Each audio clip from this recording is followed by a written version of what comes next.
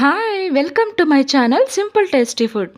అందరూ ఎలా ఉన్నారు? బాగున్నారా? నేనైతే చాలా బాగున్నాను. మరి ఈరోజు నేను తీసుకొచ్చాను మెంతికూర టమాటా కర్రీ. మరి దీనికి కావాల్సిన పదార్థాలు మెంతికూర సన్నగా తరిగి పెట్టుకోవాలి.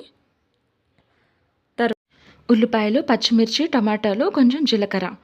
ముందుగా బాండీలో ఆయిల్ వేసుకొని అది వేడెక్కిన తర్వాత మనము జీలకర్ర వేసుకోవాలి. జీలకర్ర కొంచెం వేగిన తర్వాత ఉల్లిపాయ ముక్కలు,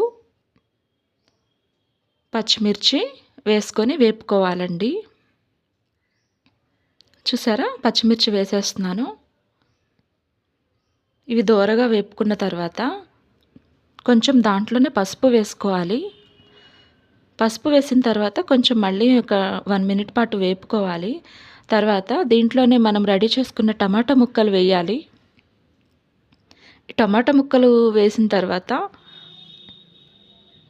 కొంచెం అటు ఇటు కలుపుకోవాలి. కలుపుకున్న తర్వాత దాంట్లోనే మనకు రుచికి తగినంత సాల్ట్ వేసుకోవాలి. సాల్ట్ వేసిన తర్వాత కొంచెం సేపు మనం మూత పెట్టి మగ్గనివ్వాలండి. తర్వాత మళ్ళీ మనం రెడీ చేసుకున్న మెంతికూరని దాంట్లో వేసేయాలి. మెంతికూరని వేసిన తర్వాత ఒక 5 నిమిషాల పాటు మూత పెట్టి మగ్గనివ్వాలి. చూసారా, మగ్గింది. దీన్ని మళ్ళీ మనము కలుపుకొని చక్కగా మనం సాల్ట్ వేసేసాం కాబట్టి మళ్ళీ వేయనవసరం లేదు, కరెక్ట్గానే వేసుకోవాలి. మళ్ళీ కొంచెం సేపు మూత పెట్టి ఒక 5 నిమిషాల తర్వాత చూడాలి. చూసారా ఎంత చక్కగా ఉడుకుతుందో కర్రీ.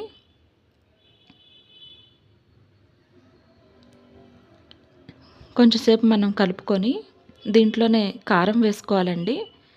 కారం వేసుకొని కొంచెం సేపు మనం ఒక 5 నిమిషాల పాటు మూత పెట్టి మగ్గనివ్వాలి. చూసారా ఎంత బాగుందో, యమ్మీ యమ్మీగా ఉంది కదా. టేస్ట్ అయితే చాలా బాగుంటుందండి. అండ్ ఆరోగ్యానికి కూడా చాలా మేలు చేస్తుంది మెంతికూర. మెంతికూరతో పప్పు కూడా చేసుకోవచ్చు. టమాటా కర్రీ, పప్పు. ఇప్పుడు ఈ కర్రీ చపాతీలోకి కూడా చాలా బాగుంటుందండి. అయిపోయిందండి. కొంచెం దీంట్లో వాటర్ యాడ్ చేసుకొని మాడకుండా కొంచెం సేపు ఉడకనివ్వాలి. అయిపోయింది, మెంతికూర టమాటా కర్రీ రెడీ అయిపోయింది. మరి నేను ఈరోజు చేసిన కర్రీ మీకు నచ్చిందా? నచ్చితే నా ఛానల్ని లైక్ చేయండి, సబ్స్క్రైబ్ చేయండి, షేర్ చేయండి. మరిన్ని వీడియోస్ కోసం బెల్ బటన్ క్లిక్ చేసి ఆల్ మీద క్లిక్ చేయండి. మరి మరొక వంటకంతో మీ ముందుకు వస్తానండి. అంతవరకు బాయ్.